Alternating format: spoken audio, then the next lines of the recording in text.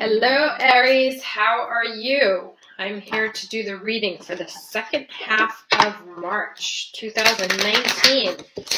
Second half of March 2019 for Aries, which is when we will move into the Aries season. So that is very exciting. I don't know about you. Nice. I'm very ready for it. Those are two very interesting and different energies, but love it. And actually, the time up until our season starts can feel, like it's our 12th house. So we're in isolation, sort of renewing ourselves before the seed pops up. So let's see what the rest of these cards have to say for March 15th to the 30th, 31st. Okay. The energy's been up and down, since the beginning of March. It's been pretty intense for from some points of view. Lots of movement. So I've noticed there's a lot of movement forward, a lot of realizations, maybe hard-earned emotionally.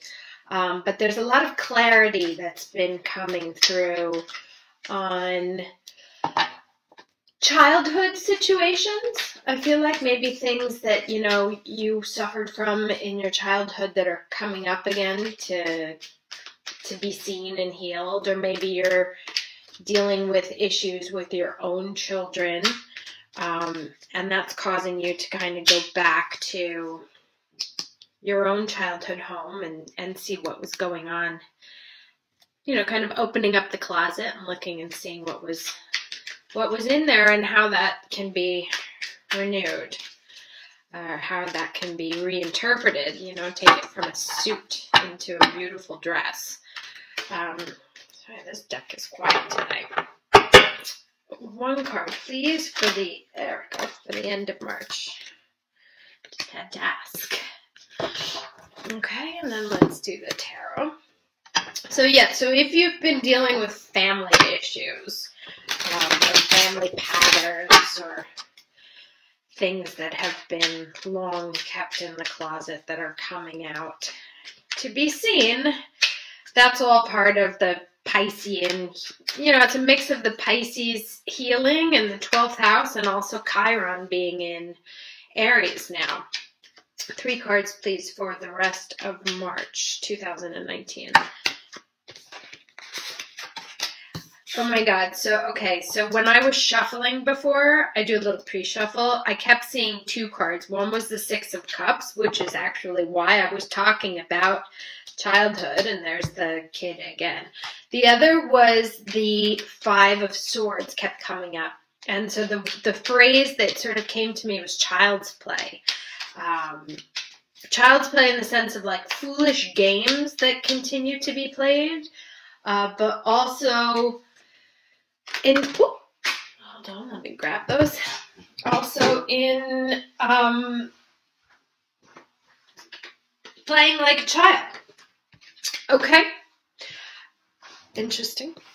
So let me, as usual, spend a little time here, and I will be right back with you. Okay, so let's start with the renewal card. So I think this in the message is pretty clear. It talks about a seed who then grows into a plant, and it doesn't recognize itself, and it thinks that there's an ending, but really what's happening is a brand new beginning. And this card kind of talks about themes like rejection is God's protection, or that the seed must die in order to become the tree. So there's a lot of sort of transformative energy. And if we think about the upcoming spring equinox and the moment of renewal, when the seasons come back into the light, this makes perfect sense. And so it also talks about something that may seem to be an ending, but is actually a new beginning. Now this card talks about never taking a chance, right? Like, I'll do it when, or I don't have anything to wear to that party, or I could go out, but it's too much work. And it talks about what happens when you don't go for it, or that sort of the fear of never being enough, the fear of never having what's needed for the situation or for the environment is reason to withdraw. So that a feeling of inadequacy, that you're not enough, can force you to isolate yourself, when really if we jump in with reckless and childish abandon without worrying about what the outcome is, that things may actually go in our favor. So this one warns about understanding the difference between making actual excuses and making excuses that come from a place of fear. Now this card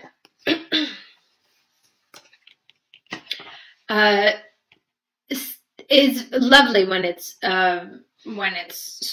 direct as opposed to reversed. So this card says that really everything that you have, that you need, you have. That you are starting to feel comfortable in your own skin, that you are starting to feel like you have the support that you need, that life, whatever you have going on, is starting to feel like home to you. And home is, very private, intimate, secure space, or at least we hope it is. It's not always the case, but that this energy towards the end of the month, it wants to reassure you that everything that you need, you have. Now, I'll show the connections in a second. Let me get through all these. This card is the card of Taurus, and it too talks about being at home in oneself. It talks about having the support that's necessary, about standing one's ground. Taurus is, again, with this Taurus, Uranus just moved into Taurus, and so it's a new phase of life starting for all of us, as particularly after Uranus was in Aries and flipped us on our heads. And so, we may have gone through some very challenging moments over the past 9 years, and we may feel a little bit gun shy, and we may feel better at home. What the tarot is asking, as well as, those visions that I said I was having before, outside, look, they're outside, and they're not locked inside the house, and outside is where the light is, and where the fun is, and joy.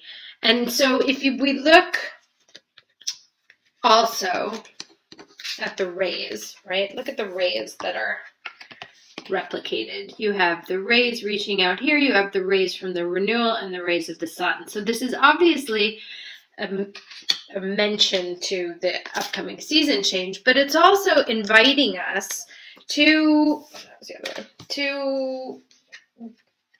go out, to jump in, to be childish, to soak in the sun, with the knowledge and the comfort and the security that we are growing into, or we have the solidity within ourselves that we need. This seems to be something that is weighing very heavily on us. There's an indecision about what to do. Remember, I said it was childish games, and this comes up.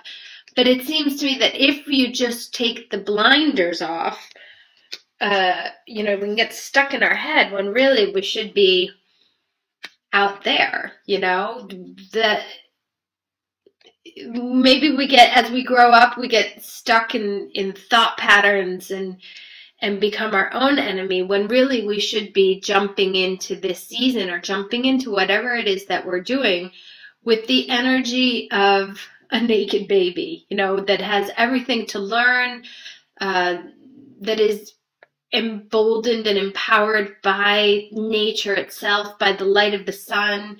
In Italian, they have a saying that says the sun kisses the beautiful, you know, and so look at this baby, just like, so look at the difference in the two energies. One is just so open, and the other is completely closed off and lost in its head.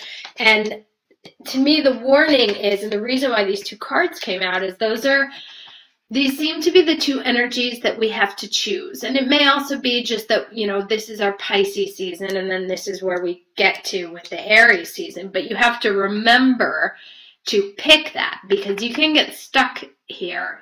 That's exactly what this is saying. It says be careful, because yes, maybe we've had a period of time where we were in isolation. Maybe we needed to withdraw from society or friends or whatever to work on something, to figure it out.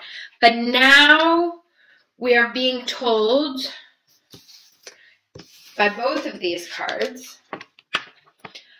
which are both about the home, that we have built a solid foundation. We have what we need. We are what we need. And it's time to now step out into the light of day. I'm sorry. Step out into the light of day and enjoy and start sharing what the gifts that we have inside, to start bringing the light to the outside world that we've been hiding and keeping ourselves in kind of a, you know, also look at these colors here. These are all sort of blue and purpley, and these are all red and yellow and much more joyous, you know, and these belong over here also. So my advice is to, if people invite you out, go out. If you hear from old friends, give them a call. Play with your kids. Get out of a sort of dark period around the home that it may have been protecting you, but it's time to step out and to bloom into something new. If we were talking, you know, I was saying at the beginning when I was shuffling that this has been a time where old childhood patterns come up, or maybe you have issues with your kids. I know I personally did, and this makes perfect sense to me as well. Don't get stuck in your head and like, what do I do? Express with joy. You come at the situation with joy and with innocence and with a desire to give and to balance things out and to share, and sort of from a renewed soul space. You know, you don't, if you made mistakes or if things happened to you, you don't have to hold on to them. You know, again, this one says, what excuses are real and which ones are we making up? So be careful about this sort of trio of energy here, where it's like we're choosing to stay in our Eight of Swords because we've sort of developed a habit of thinking that way. You know, that's what the Two of Pentacles is the guy's now stuck in that kind of thinking, and she's stuck in that kind of thinking. So doesn't help. Get stuck, or get clear on where you're keeping yourself stuck in isolation, because actually what's on the other side is much nicer. So yes, out of your head into the light. Enjoy this renewal that is upon us. You have everything that you need. It's time to put on your best suit and get out and enjoy the spotlight.